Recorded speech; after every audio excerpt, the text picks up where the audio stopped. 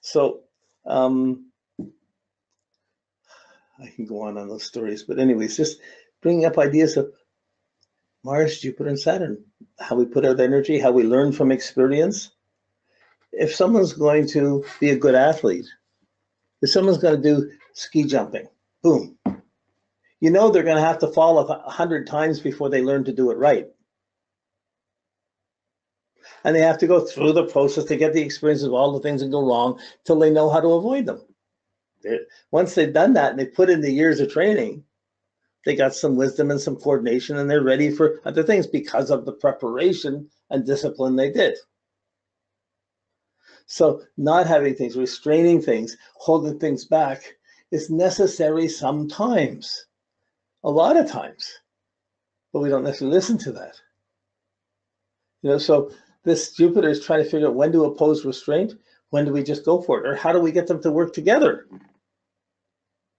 When it works together, that's incredible. Okay, so in a person's chart or in life, in the world, when Mars and Jupiter conjunct, it exaggerates the aggression. There's usually wars or square or opposed. There's usually wars all around the world. When Saturn and Jupiter conjunction, there's usually controls and disciplines and restrictions around the world. So Jupiter increases the Mars, Saturn would restrict it, and both are needed.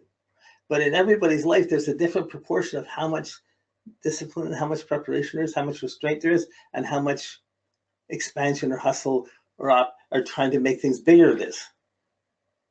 I want to be bigger, I want to be better, but she's I want to be good. It's a wide spectrum of experience. So this puzzle, I want you just to be used to thinking of Jupiter as a puzzle and a distinct challenge. I really know what I'm doing. You ever said to someone, do you know what you're doing? Do you realize how what you're doing is affecting people? Do you realize by then not, take something simple, but your milk cartons or the juice cartons, you undo the tap and they have that little circle, plastic circle that's tied to the lid.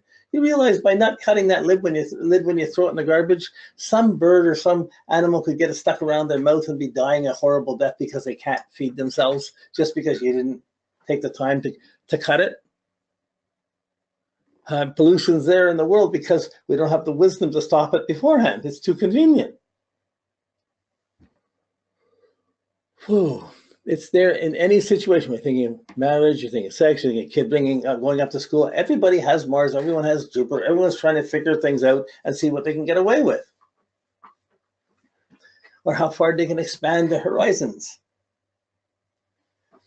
Whew. The number of people that get wisdom out of this in the short number of years we have to be alive on the planet, it's hard to find a wise person. There's a lot of people who are in positions of authority or wise, but they may not be a lot of ministers and teachers. But I mean, when I grew up, I had a lot of angry, violent teachers. I would never go to a teacher for help.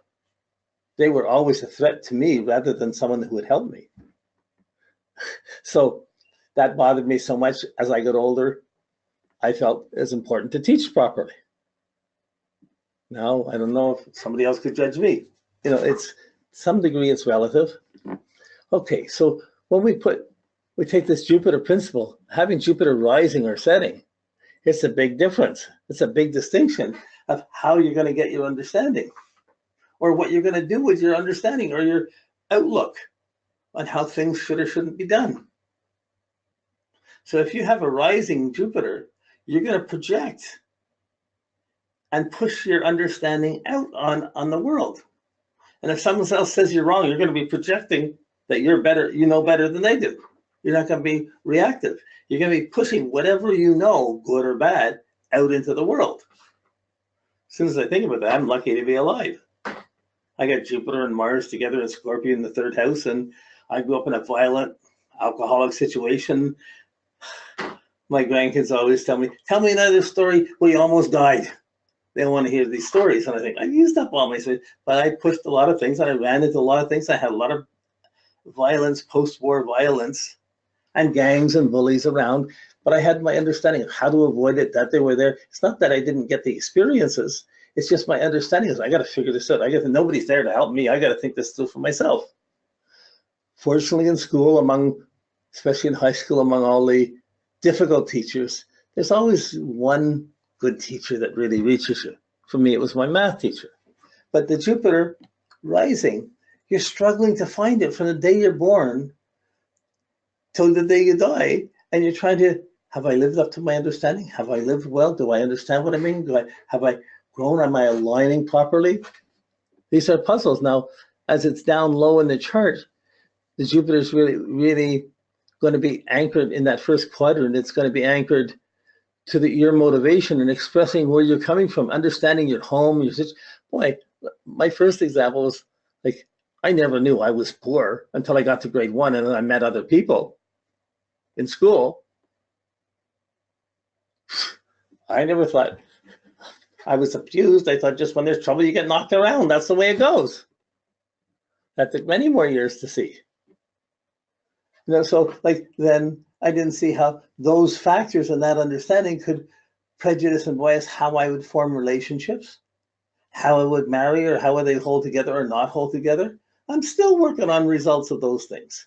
So that's a low Jupiter. So as Jupiter gets to your ascendant, you're going to be checking your identity and trying to see, I have to project this, this is my understanding, I'm projecting, I know this, I know that, this is the way it's supposed to go. And by the time it gets up to the 11th, 10th house, you're projecting it to friends, to people.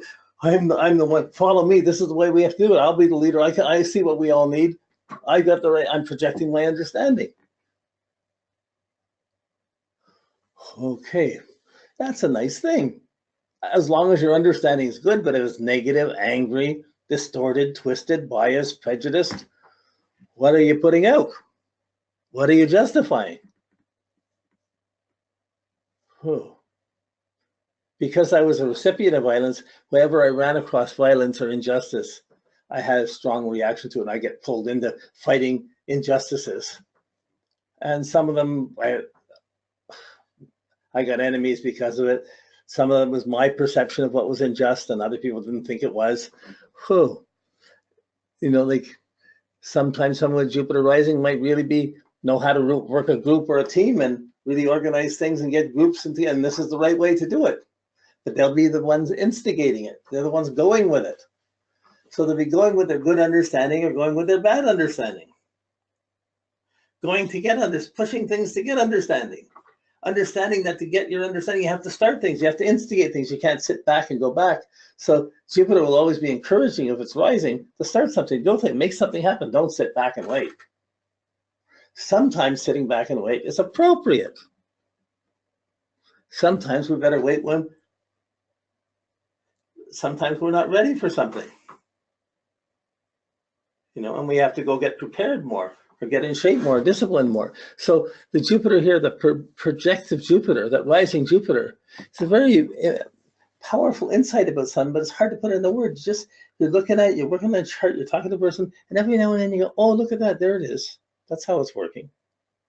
Can't define it exactly. How do you define understanding? Won't fit into a sentence. You see stories, you see implications, you see myths, you see metaphors, you see implications, but the key factor is you're pushing your understanding. You're pushing to get more understanding. You're pushing a bad understanding, pushing a good understanding. You're taking things, you're having to push it out into the world. So you're trying to make whatever understanding you have go out in the world. Well, when I think of being poor and in a fairly well-off community, I could see, as I was pushing my understanding, how there were a lot of social forces judging that I didn't fit in and I didn't belong there, how there was a lot of bullying and things that went on through school years that I ran into that wasn't accepting my understanding at all, or was contrary to it. But this projecting, you slow these things down and they just come alive in a certain way. I hope I'm expressing this well, but as soon as I express it one way, I realize there's 100 other ways I could take the story and put it out here. But I'm just pushing what I'm seeing at the moment and trying to explain it as best as I can. Hopefully it's a little better than how I taught it 20 years ago, or 10 years ago, or 20 years ago, or 30 years ago. Ooh, I don't want to think about how I was teaching 30 years ago. I'm trying to get through this webinar so I have a last set of classes with my wisdom now that's available. That's not the classes I was doing 20 years ago. because I matured or grew and hopefully got a little bit more wiser. When Jupiter's setting and reactive and setting, you're picking up, you're more aligning to understanding. You're more quick to understand off of other people. You don't have to prove things for yourself. You're trying to, oh, which way is the best way to align? Who should I listen to? Where should I be? Should I be aligned with the church or the group? Should I be aligned with this psychology or this business thing? Should I be married? Should I not? Should I align with the partner? You're taking in the understanding of what's right. And you're understanding how other people should be reacting too. So a projected Mercury and a reactive Mercury in a marriage. Well, I'm a projected Mercury. I have to think back for a second. Marriage number one was projected Mercury. We both projected and didn't know what we were doing. Number two, can't remember at the moment. Number three, I can't remember. I can't remember. I don't remember the charts, but just, you can see how if someone's projecting them, someone's reacting, they're going to go along with the projector probably, but it may not be right. So if your wife or your husband is doing something illegal, but they're making money and it's not bothering you, do you make a fuss about it? Well, on the other hand, if they get caught and arrested for it, are you prepared to go to jail for being part of it too? Oh no, I never did any of that. He did that, I'm not me. She did that, I didn't do that. Whoa. Even when you're thinking of, say you're in a marriage or in a business and you have a temptation that you could get better money going to someone else, or you have a temptation to have an affair with someone else and someone's encouraging you, come with us, we have a better understanding, we can make things better. What are you staying in that wrong place for? Well, you see Jupiter's insidious influence here. Not just thinking, not just wanting Venus, not just doing Mars, it's understanding what's right or wrong and where are you going. But the ability to pick up your understanding off others and have it in consensus to where you are, to where the main group is, where other people are, to find the teacher and be looking to develop your understanding from teachers is far more clear for someone with a setting Mercury, a setting Jupiter, than someone with the rising Jupiter. Because someone with the rising Jupiter, how do you know who's your teacher anyways? I just let me do it, I'll figure it out.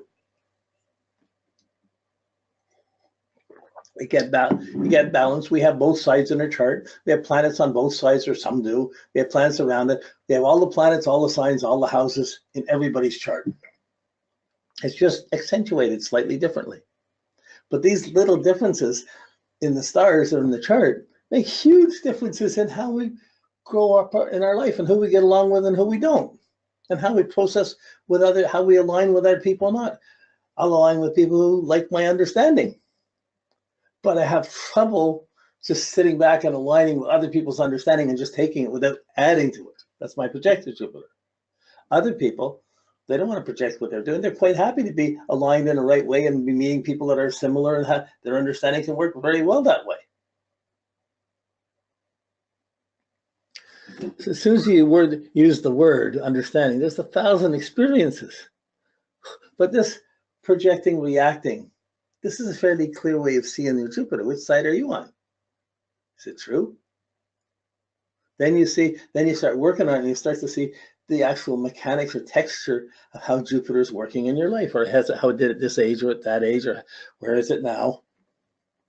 I mean, it takes 12 years, one Jupiter cycle, to assimilate any one experience. So a big experience, I had a kid, I got angry, I smashed a car, I got a fight, I got hurt, I got raped, something happened, some big thing that happens, it's going to take you 12 years to assimilate it. Meanwhile, over those 12 years, you're gaining thousands of other experiences that you haven't experienced, that you're getting without having fully experienced what else went on. So really, we normally think we're 12 years younger than we are, because we haven't assimilated what happened in the last 12 years. We're still working on that.